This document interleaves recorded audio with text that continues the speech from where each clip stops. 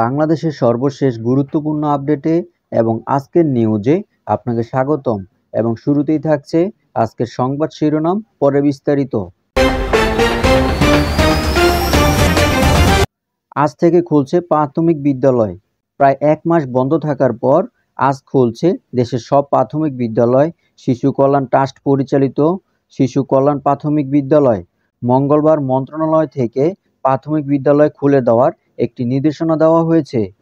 Senior সহকারী সচিব সত্যজিৎ রায় দাস স্বাক্ষরিত এ চিঠিতে দেশের সব জেলা ও উপজেলা পর্যায়ের কর্মকর্তাদের প্রয়োজনীয় নির্দেশনা দেওয়া হয়। নির্দেশনা অনুযায়ী আজ বুধবার থেকে খুলে দেওয়া হচ্ছে দেশের সব প্রাথমিক বিদ্যালয়। গুলি করলে মরে একটা, বাকিটি যায় না স্যার। গুলি করে লাশ নামানো লাগছে স্যার। গুলি করলে মরে একটা কিংবা আহত হয় একটা, একটাই যায় স্যার, বাকিটি যায় না। এটাই হলো স্যার সবচেয়ে বড় আতঙ্কের এবং দুশ্চিন্তার বিষয়। একইভাবে বৈষম্য বিরোধী ছাত্র আন্দোলনে বিক্ষোভকারীদের গুলি করে হত্যা করা সম্পর্কে সাবেক স্বরাষ্ট্রমন্ত্রী মোহাম্মদ আসাদুজ্জামান খান কামালকে জানিয়েছিলেন ঢাকা মেট্রোপলিটন পুলিশের সদস্য ইকবাল। এমন একটি ভিডিও সামাজিক যোগাযোগ মাধ্যমে ভাইরাল হয়েছে। ওই ৪৩ সেকেন্ডের ভিডিও ক্লিপে দেখা গেছে সাবেক স্বরাষ্ট্রমন্ত্রী আসাদুজ্জামানকে ঘিরে দাঁড়িয়ে আছেন কয়েকজন পুলিশ কর্মকর্তা। তাদের সামনে ইকবাল সাবেক স্বরাষ্ট্রমন্ত্রীকে মোবাইল ফোন থেকে একটি ভিডিও দেখাচ্ছেন। সাবেক স্বরাষ্ট্রমন্ত্রী আছেন সন্দেহে ভারী ঘেরাও করেছে ছাত্ররা এবং সেনাবাহিনী। পুরান ঢাকায় এক আত্মীয়র বাড়িতে সাবেক স্বরাষ্ট্রমন্ত্রী আসাদুজ্জামান খান কামাল অবস্থান করছেন এমন খবরে বাড়িটি ঘেরাও করেন স্থানীয়রা। মঙ্গলবার রাত 12:30 থেকে বাড়িটি ঘিরে রাখা হয়। এদিন 2:30টার দিকে বাড়ির ভেতরে ঢোকে সেনাবাহিনীর সদস্যরা।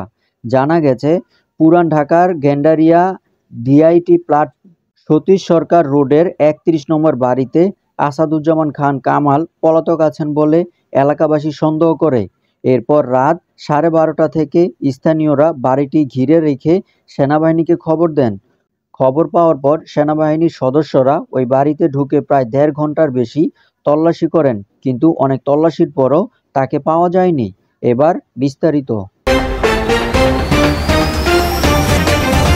আজ থেকে খুলছে প্রাথমিক বিদ্যালয়। প্রায় এক মাস বন্ধ থাকার পর আজ বুধবার খুলছে দেশের সব প্রাথমিক বিদ্যালয়। শিশু কল্যাণ ট্রাস্ট পরিচালিত শিশু কল্যাণ প্রাথমিক বিদ্যালয়। মঙ্গলবার মন্ত্রণালয় থেকে প্রাথমিক বিদ্যালয় খুলে দেওয়ার একটি নির্দেশনা দেওয়া হয়েছে। সিনিয়র সহকারী সচিব সত্যজিৎ রায় দাস স্বাক্ষরিত এ চিঠিতে দেশের সব জেলা ও উপজেলা পর্যায়ের কর্মকর্তাদের প্রয়োজনীয় নির্দেশনা দেওয়া হয়। নির্দেশনা অনুযায়ী বুধবার থেকে খুলে দেওয়া হচ্ছে দেশের সব প্রাথমিক বিদ্যালয়। এ বিষয়ে প্রাথমিক ও গণশিক্ষা মন্ত্রণালয়ের জনসংযোগ কর্মকর্তা মাহবুব রহমান তুহিন বলেন, এতদিন শ্রেণীকক্ষ খোলা থাকলেও পাঠদান বন্ধ ছিল। বুধবার থেকে পাঠদান পুরোদমে শুরু হবে। চিঠিতে বলা হয়েছে প্রাথমিক ও গণশিক্ষা মন্ত্রণালয়ের আওতাধীন প্রাথমিক পর্যায়ের শিক্ষা প্রতিষ্ঠানগুলোর শ্রেণী কার্যক্রম পূর্ণদমে চালু হবে। প্রাথমিক ও গণশিক্ষা মন্ত্রণালয়ের গত ৩ আগস্ট সংখ্যক সরণকে জারি করে অফিস আদেশের কার্যকারিতা এত দ্বারা রহিত করা হলো। গুলি করলে মরে একটা, বাকিটি যায় না স্যার। গুলি করে করে লাশ নামানো লাগছে স্যার। গুলি করলে মরে একটা কিংবা আহত হয় একটা, একটাই যায় স্যার, বাকিটি যায় না। এটাই হলো স্যার সবচেয়ে বড় আতঙ্কের এবং দুশ্চিন্তার বিষয়। একইভাবে বৈষম্য বিরোধী ছাত্র আন্দোলনের বিক্ষোভকারীদের গুলি করে হত্যা করা সম্পর্কে সাবেক স্বরাষ্ট্রমন্ত্রী মোহাম্মদ আসাদুজ্জামান খান কামালকে জানিয়েছিলেন ঢাকা মেট্রোপলিটন পুলিশের সদস্য ইকবাল। এমন একটি ভিডিও সামাজিক যোগাযোগ মাধ্যমে ভাইরাল হয়েছে। ওই ৪৩ সেকেন্ডের ভিডিও ক্লিপে দেখা গেছে সাবেক স্বরাষ্ট্রমন্ত্রী আসাদুজ্জামান কামালকে ঘিরে দাঁড়িয়ে আছেন কয়েকজন পুলিশ কর্মকর্তা। তাদের সামনে ইকবাল সাবেক স্বরাষ্ট্রমন্ত্রীকে মোবাইল ফোন থেকে একটি ভিডিও দেখাচ্ছেন। উপরোক্ত কথাগুলোর মাধ্যমে তিনি বোঝানোর চেষ্টা করেছিলেন যে বিক্ষোভকারীদের গুলি করেও রাজপথ থেকে বিরত করা যাচ্ছে না। একজন মারা গেল কিংবা অন্যজন গুলিবিদ্ধ হয়ে পড়ে গেলেও সাহস নিয়ে প্রতিরোধ গড়ে তুলছেন বাকিরা।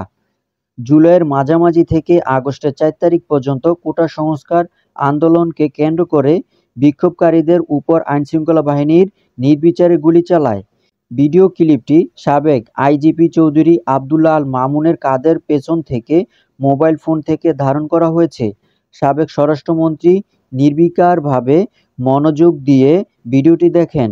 গুলি ও হতাহতের দৃশ্য দেখে তার চেহারায় কোনো প্রতিক্রিয়া দেখা যায়নি।